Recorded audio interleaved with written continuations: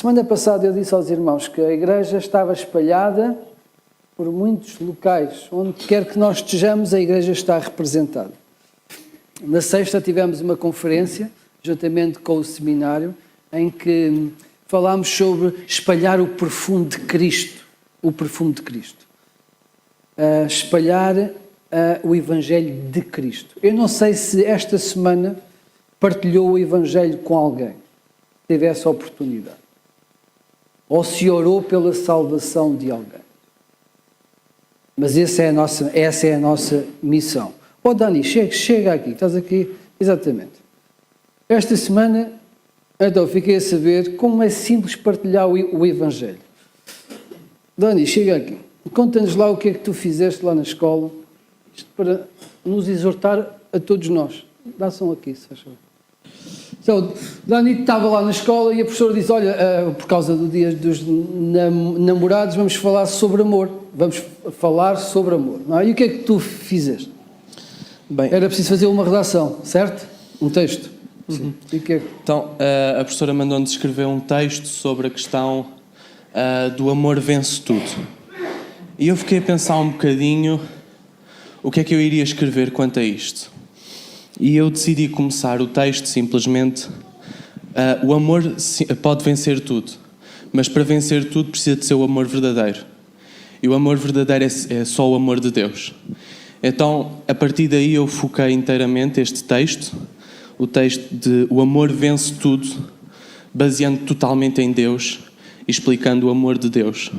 E apresentaste o Evangelho. Exato. É simples ou não é? É simples. Basta nós estarmos motivados para fazer isso. E essa é a nossa missão. Esse é o nosso privilégio. E esta deve ser a nossa preocupação a cada dia. Então, a igreja é isto. A igreja é ser sal e ser luz onde quer que nós estejamos a fazer o que quer que nós façamos. Obrigado. Então fica aqui um bom exemplo de como se pode pregar Cristo na escola.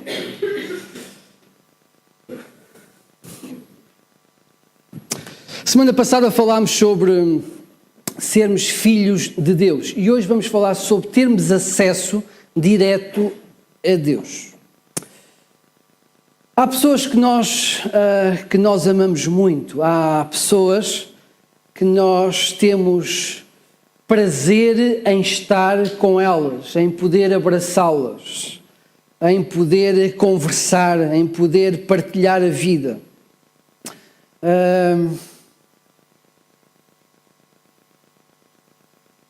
Descobri recentemente que uma das pessoas mais extraordinárias que eu conheço, uma das pessoas mais extraordinárias que eu conheci na minha vida até os dias de hoje, está com um cancro espalhado e vai começar agora os tratamentos. Eu gostava muito de ver esta irmã, ela está nos Açores, gostava muito de poder voltar a estar com ela, não ao telefone, porque isso tive esta semana, mas a poder estar com ela, a poder conversar, a poder recordar, a poder lembrar alguns episódios que passámos juntos, a poder lhe dar um abraço, a partilhar uma oração com ela. De facto, é uma pessoa com quem dá prazer estar. Lembra-se de alguém assim na sua vida? Se calhar tem o privilégio de viver com essa pessoa. Ou se calhar essa pessoa está lá do outro lado do oceano e gostava muito de estar com ela, mas não tem acesso. Mas há pessoas assim, há pessoas que nos marcam profundamente. Há pessoas com quem sentimos prazer em estar, simplesmente estar.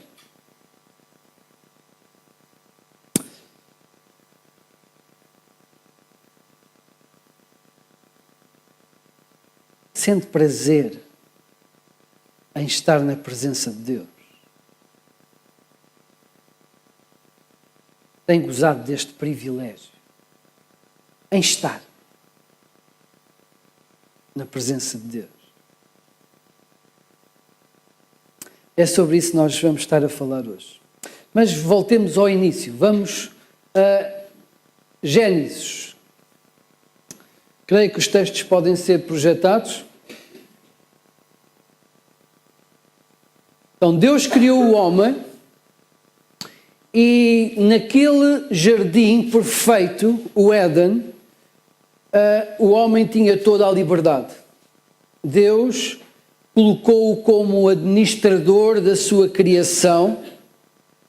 Ele poderia fazer tudo o que quisesse. A única coisa que lhe foi restrita foi uma árvore, a árvore da ciência, do bem e do mal. E foi-lhe dito que a única coisa que ele não poderia fazer era comer do tal fruto, ou do fruto daquela árvore. E Deus disse a Adão, olha, no dia que comeres, certamente morrerás. Até então, o homem e Deus viviam numa comunhão perfeita. O homem tinha acesso à presença de Deus. O homem podia estar na presença de Deus, podia privar com o Senhor Deus. Mas aparece o capítulo 3, e no capítulo 3 nós conhecemos a história. A serpente aproxima-se de Eva e começa a dizer-lhe, olha, o fruto, e podes comer. E ela começa a dizer, não, Deus disse que eu não podia, mas olha, podes comer, porque se o comeres, serás como Deus. Bem, como Deus era a melhor coisa que existia. Então ela começou a pensar, bem, se calhar posso mesmo conhecer o bem e o mal como Deus e ser como Deus. Então decidiu, naquele dia, comer o fruto e deu ao seu marido e Adão também comeu. E tal como Deus tinha dito, a partir daquela hora, eles começaram a morrer, começaram a morrer fisicamente e morreram espiritualmente. E Deus, depois de uma conversa com eles, expulsou-os do Éden, colocou anjos à entrada do jardim para eles não voltarem, como vemos. O Senhor Deus, por isso, os lançou fora do jardim, a fim de lavrar a terra de que fora tomado. E expulso o homem, colocou querubins ao oriente do jardim do Éden e o refulgir de uma espada que se revolvia para guardar o caminho da árvore da vida. Então, eles foram expulsos, mas não foram expulsos apenas para habitar noutro sítio. Eles foram expulsos da presença de Deus. Não foi uma mudança geográfica, foi uma mudança espiritual. Eles foram expulsos da presença de Deus. Sabemos que Deus não abandonou o homem. Deus até cuidou do homem dando-lhes roupas. Deus prometeu que a serpente, que Satanás iria ser destruída. Deus deu-lhes esperança, deu-lhes a solução para o problema. O filho da mulher iria pisar a cabeça da serpente. Mas ainda assim, a relação de o homem com Deus ficou condicionada. Se antes havia intimidade, comunhão, partilha, proximidade, a partir do pecado houve afastamento, distância. É isto que Isaías diz no capítulo 59, versículo 1 e 2. E diz o seguinte: eis que a mão do Senhor não está encolhida para que não possa salvar, nem surdo o seu ouvido para que não possa ouvir. Ou seja, Deus nunca abandonou o homem. Deus esteve sempre receptivo ao homem. Mas vejam o que diz o versículo seguinte. Diz, mas as vossas iniquidades é o quê? O vosso pecado. Fazem separação entre vós e o vosso Deus, e os vossos pecados encobrem o seu rosto de vós para que vos não ouça. Então Deus é santo. Deus não pode relacionar-se com o pecado. O pecado impede a relação de o homem com Deus. Foi assim com Adão e Eva e é assim conosco hoje. Eles eram perfeitos, eles podiam andar diante de Deus, eles podiam privar com o Deus sublime e perder o privilégio porque pecaram. Romanos diz-nos a mesma coisa, diz, olha, todos pecaram e destituídos estão da glória de Deus. Então o pecado causa mesmo um fosso, um abismo entre Deus e o homem. E quando nós olhamos o culto no Velho Testamento, nós vemos o desejo que Deus tinha de caminhar com o povo, mas o pecado que separava o povo de Deus, e o culto no Velho Testamento retrata tudo isso. Então, lembram-se, a caminho da terra prometida, depois de Deus ter enviado as 10 pragas sobre o Egito, Deus deu instruções a Moisés para construir o tabernáculo. O tabernáculo era o quê? Era o quê? Uma tenda, que eles montavam à medida que iam avançando. Êxodo 25:9 diz: segundo tudo o que eu te mostrar para modelo do tabernáculo e para modelo de todos os seus móveis, assim mesmo o fareis. Foi Deus que deu as medidas, Deus é que disse como queria que o tabernáculo fosse feito. Deus decidiu como é que o templo no deserto ia ser construído. Então, segundo as orientações de Deus, o povo construiu uma grande tenda e esta serviu para centralizar o local de culto naquele deserto. Era no tabernáculo que eram realizados os sacrifícios, que era dada a adoração ao Senhor Deus. Eram feitos sacrifícios pelos pecados, por gratidão, para purificação, e quem realizava os sacrifícios, quem tratava da adoração, era a tribo de Levi, eram os sacerdotes, eram os levitas, era um povo escolhido de propósito para dirigir a adoração ao Senhor Deus. Todo o resto do povo apenas levava as suas ofertas para que os sacerdotes pudessem, então, elevá-las até à presença de Deus. Interessante que o povo montava o tabernáculo e o tabernáculo ficava no centro do arraial e à volta estavam as tendas. Deus queria ser o centro da adoração do seu povo. E o tabernáculo era constituído por 3 partes. Primeiro, o átrio, parte de fora. Depois, a tenda em si tinha 2 divisões, o lugar santo e o lugar santíssimo. No átrio, depois das portas, de entrar as portas, nós tínhamos a pia da lavagem, onde os sacerdotes se purificavam, onde lavavam as mãos e os pés para poderem ofertar ao Senhor. E tinha um grande altar onde eram sacrificados os animais para a honra e glória do Senhor. Depois do átrio, então entrava-se na tenda propriamente dita. E a tenda tinha como primeira sala o lugar santo. E nesse lugar santo estava a mesa dos pães da proposição. Todos os dias eles colocavam 12 pães. 12 pães. 2 filas de 6, representando as 12 tribos de Israel. E o pão representava o sustento de Deus ao povo.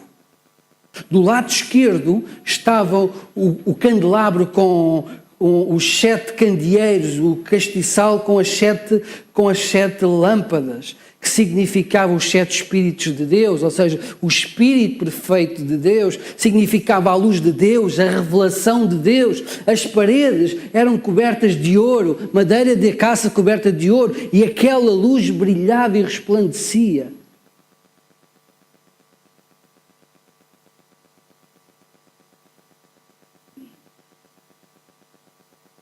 Nessa sala também havia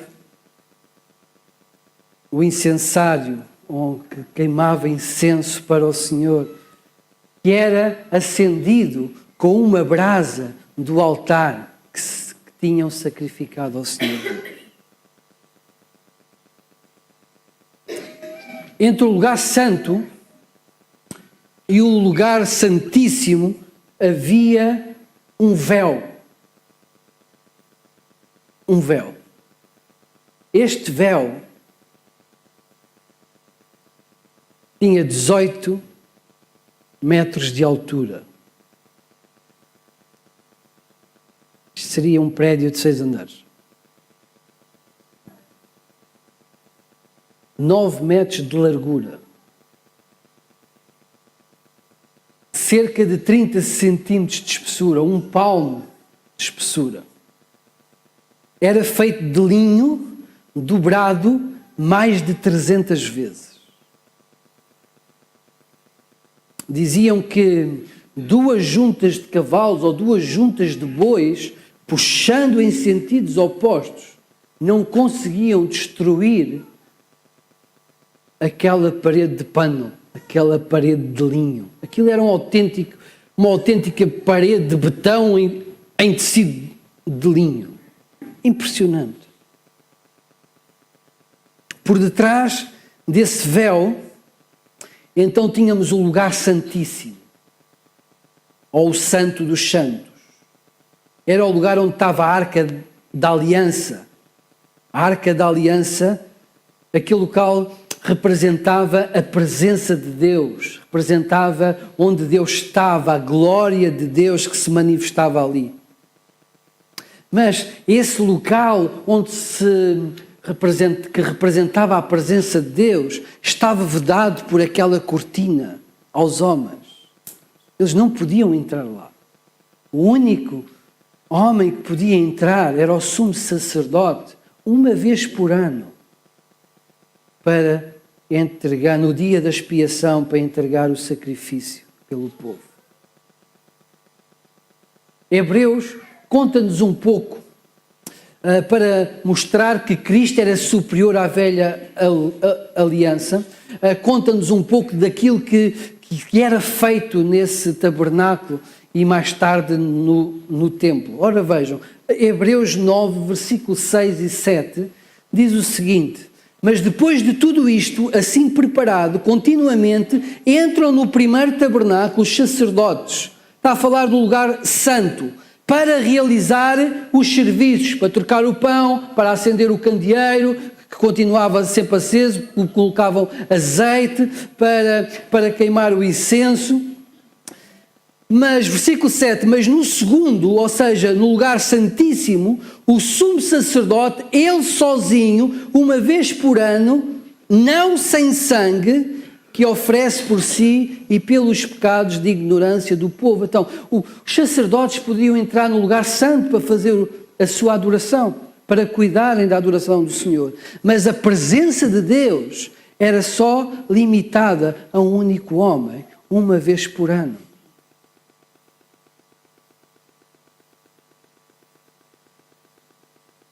No lugar santíssimo estava a arca. A arca tinha dentro as tábuas da lei de Moisés, que representavam a palavra de Deus. Tinha um cofre de ouro com um pedaço do maná que representava a provisão de Deus. E tinha a vara de Arão, que floresceu mesmo depois de arrancada, que significava o poder de Deus. Então, no dia mais sublime da adoração, no dia da expiação, o sumo sacerdote, líder do povo, entrava no lugar santíssimo para oferecer o sacrifício, para oferecer um pedido de perdão a Deus. Nesse dia, ele entrava 2 vezes no lugar santíssimo. A primeira vez, ele purificava-se e sacrificava um boi, e o sangue do boi era então levado para dentro do lugar santíssimo e era oferecido por si mesmo. Esta era a condição necessária para que ele pudesse entrar no lugar santíssimo. Era necessário matar um boi e sacrificar este boi e com o sangue a aspergir por cima da arca no propiciatório, assim que se chama a tampa da arca, e então ele tinha condições de poder continuar na presença de Deus. Pois ele saía e com o sangue de um cordeiro ou de um cabrito perfeito, ele voltava a entrar e no lugar santíssimo, sobre o propiciatório, ele aspergia esse sangue. E isso era o pedido de perdão pelo povo. Era o sacrifício que daria o perdão pelos pecados de todo o Israel. Então, essa presença de Deus estava limitada apenas a um homem. Gostava que nós víssemos o sacrifício de Jesus em Isaías. Aquele sacrifício que era colocado em cima da arca, era um símbolo daquilo que iria acontecer com Jesus. Vamos ver? Isaías 53. Diz assim o texto: Jesus, o sacrifício perfeito, pelas palavras do profeta Isaías. Certamente, 750 anos antes, Isaías fala sobre o que aconteceu no Calvário. Certamente ele tomou sobre si as nossas enfermidades e as nossas dores levou sobre si. E nós o reputávamos por aflito, ferido de Deus e oprimido. Ele foi traspassado pelas nossas transgressões e moído pelas nossas iniquidades. O castigo que nos traz paz estava sobre ele. Pelas suas pisaduras fomos sarados. Então, na cruz, Jesus foi feito pecado. Jesus foi imundo com o pecado do mundo. Ele foi traspassado. Traspassar é passar de um lado ao outro. Então o pecado da humanidade entrou nele como flechas. Ele foi traspassado pelo pecado dos homens. E naquela cruz, enquanto ele estava sendo oferecido como um sacrifício, ele deixou de sentir a presença do Pai. Ele tornou-se maldito. Às tantas, como nos diz Mateus 27:46, o Filho de Deus, o Cordeiro de Deus que tira o pecado do mundo, grita: Eli, Eli, lama sabachthani. Quer dizer: Deus meu, por que me desamparaste?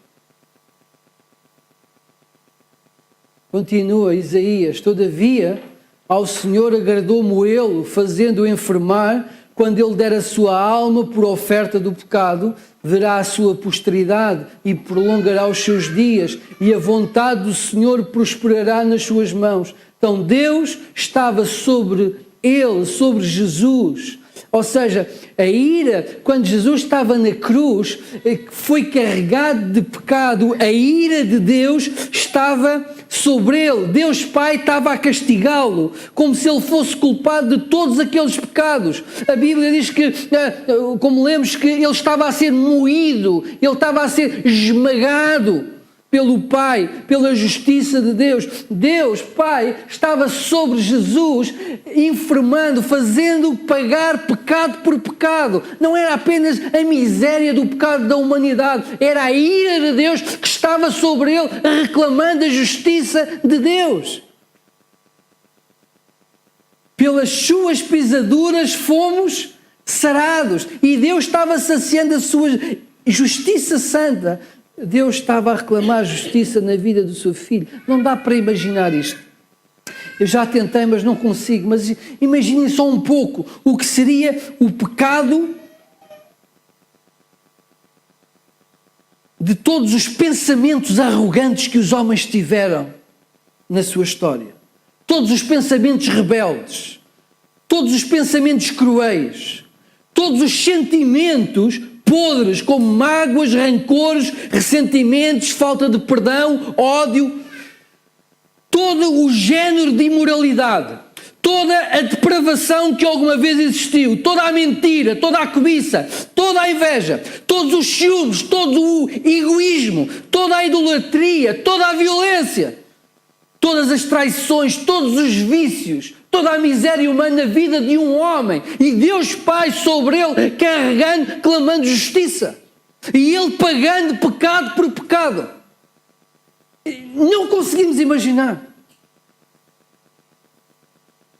Jesus era um poço de pecado, ele não sentia a presença do Pai. Ele dizia: Deus meu, porque me desamparaste? Não conseguia estar em comunhão com Deus Pai, porque Deus era santo e ele era maldito, cheio de pecado. Mas minutos depois, ou tempo depois, algum tempo depois dele estar carregado com o pecado que é seu, que é meu e que é dos homens, ele, a sofrer a ira de Deus, ele chega a um ponto e ele diz: Tetelestai, que significa está consumado, como que se dissesse: eu venci, eu assumi a sentença, a dívida está saldada, eu venci. E de seguida, ele mesmo, de volta à comunhão do Pai, ele entrega ao seu Espírito. E no momento da sua morte, depois, após a sua morte, Mateus diz-nos o seguinte, 27:50. E Jesus, clamando com grande voz, entregou o seu, e eis que o véu se rasgou.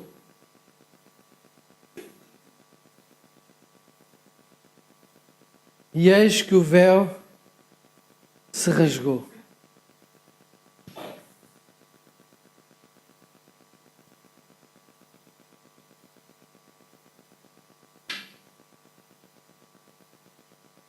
O que é que significa isto, irmãos?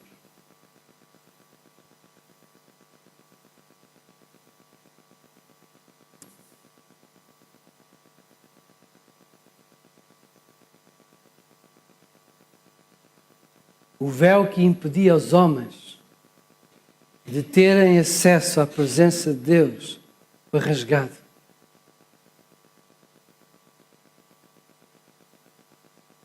De certo modo, o véu era o símbolo da separação que havia entre o homem e Deus. O véu existia porque houve pecado no Éden e existe pecado no coração dos homens. Mas quando o Cordeiro de Deus, que tira o pecado do mundo, foi imolado no Calvário, quando Deus cumpriu a sua obra de redenção na cruz, quando o preço do pecado dos homens foi pago, quando o sacrifício perfeito foi entregue, o véu foi rasgado. Foi rasgado de cima para baixo. Foi rasgado pela vontade de Deus, foi rasgado pelo Criador. Foi rasgado porque a reconciliação do homem com Deus foi comprada com derramamento de sangue, sangue puro do próprio Deus homem, Jesus. Deus reconciliou o homem consigo, matando o seu filho.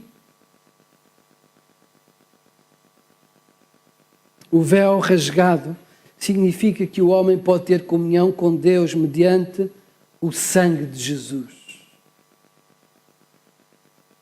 Que o homem pode ser visto por Deus com a justiça que estava em Jesus. O véu rasgado diz-nos então que podemos ter comunhão com Deus, que temos livre acesso à presença de Deus, que podemos ter um relacionamento íntimo com Deus, um relacionamento de comunhão agora, desde já, e o teremos eternamente. Não precisamos mais de sangue, não precisamos mais de um sumo sacerdote. Nós temos acesso ao Senhor. Um véu com 1600 anos, que pesava 2 toneladas, foi rasgado de alto a baixo como uma folha de papel. A velha aliança acabou.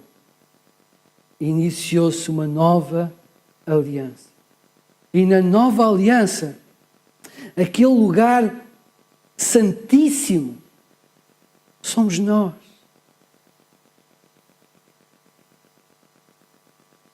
É em nós que Deus habita. Deus decidiu enviar o seu Santo Espírito para habitar em nós. Aquele lugar maravilhoso que se manifestava a glória de Deus e que estava resguardado aos homens, agora somos nós, somos templo do Espírito Santo. O sacerdote tinha que se purificar. Se o sacerdote não se purificasse, ele entrava no Santíssimo e morria instantaneamente. Chegavam a atar-lhes um cordel aos pés com uns chocalhos para que quem estivesse do lado contrário do véu pudesse ouvir que ele continuava vivo. Porque se algum pecado ele tivesse, ele era morto instantaneamente pela santidade de Deus. Agora, aquele local santíssimo somos nós, imaginem, irmãos. Deus habita em nós. Deus decidiu habitar em nós. Merece isso? Merece? Não. Eu ontem estava a pensar nisto e eu dizia assim, Deus, mas eu não mereço. Eu não sou digno de tu vires morar em mim, de o teu Santo Espírito habitar em mim. Eu não sou digno disso. Mas Deus decidiu fazê-lo com o alto preço da morte do seu Filho. E Deus habita em nós. Nós hoje não precisamos de sacerdotes. Todos somos sacerdotes diante de Deus. A grande questão é saber se estamos a viver de um modo digno desse acesso a Deus. Nós temos acesso a Deus direto. Nós entendemos esse privilégio.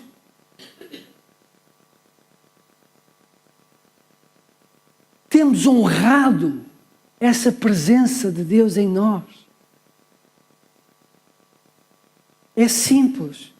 Para ter início deste relacionamento, a Bíblia diz: se com a tua boca confessares Jesus como Senhor, em teu coração creres que Deus o ressuscitou dentre os mortos, serás salvo. Porque o coração se crê para a justiça e com a boca se confessa a respeito da salvação. E começa assim o nosso acesso a Deus. Mas a pergunta que eu gostava que os irmãos respondessem e que eu me faço a mim mesmo é: tenho eu vivido, ou temos nós vivido, honrando o livre acesso que temos a Deus? Deus pagou um alto preço para que nós pudéssemos ter comunhão com Ele, intimidade. Mas para nós termos intimidade com Deus é preciso tempo, é preciso nós pararmos para falar com Deus, para estarmos diante de Deus, para ouvirmos Deus, para pegarmos na Sua palavra e ouvirmos e aprendermos dEle. É preciso ser determinado, porque quando decidimos estar diante de Deus, o diabo fará tudo o que puder para que impedir esse relacionamento.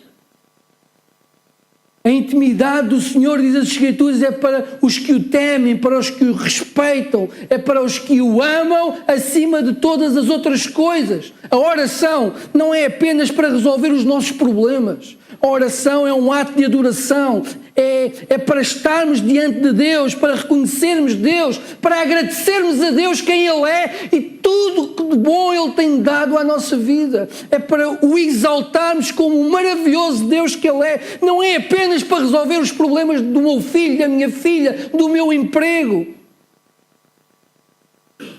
Quantas vezes Deus não é trocado por uma série de televisão, por uma novela, por um jogo de futebol, por um computador, pelas redes sociais, por um disparate qualquer sem sentido? Quantas vezes não temos honrado aquele véu rasgado sob o preço da vida do Filho de Deus? Temos nós estado com Deus? Aquela pessoa que eu falei no início, das pessoas mais extraordinárias que eu conheci até hoje. Ela amava como eu acho que nunca vi. Ela abria a sua casa para receber as pessoas que vinham do pico, que não tinham condições, e as tratava como príncipes. Ia para o hospital cuidar dos doentes como se fossem filhos. O segredo, ela um dia mostrou-me, levantou as calças e mostrou-me os joelhos. E os joelhos dela estavam calejados. Tinham calo. Ela estava diante do Senhor, usufruindo do véu rasgado. E porque assim estava, era transformada pelo Espírito Santo de Deus e refletia Jesus no dia a dia. A minha mulher esteve lá esta semana. Os funcionários do hospital diziam: nunca vimos nada assim. Porque na hora da visita era pessoas a entrar e a fazerem filas para estarem com ela.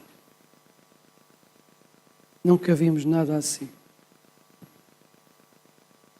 Uma pessoa que reflete Jesus, porque sabe estar na presença de Deus.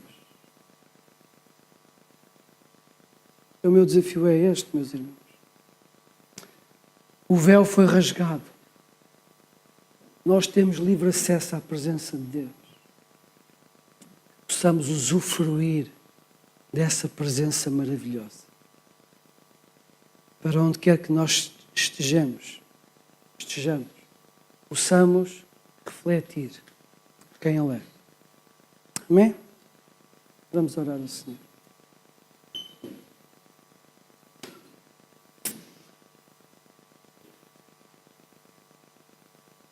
Damos-te graças, meu Deus, porque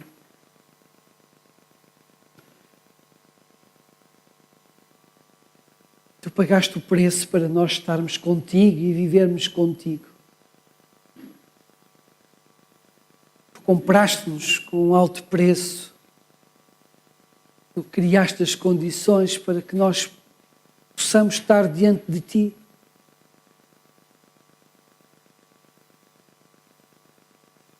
Cada um de nós possa Te reconhecer como Senhor, como Salvador.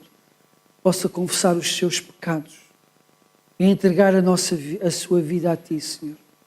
Cada um de nós tem esta consciência que podemos estar contigo todos os dias em intimidade, usufruindo de quem Tu és, aprendendo contigo, experimentando a Tua paz, o Teu amor, a Tua misericórdia, deixando-nos transformar pelo Teu caráter e pelos Teus atributos divinos, Senhor. Transforma-nos à imagem de Cristo.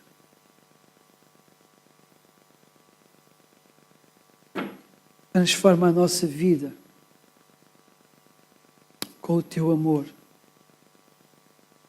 E ajuda-nos, Senhor, a ser determinados em estar contigo e em viver para Ti a cada instante da nossa vida. Obrigado pela salvação, meu Deus. Em Cristo nós oramos.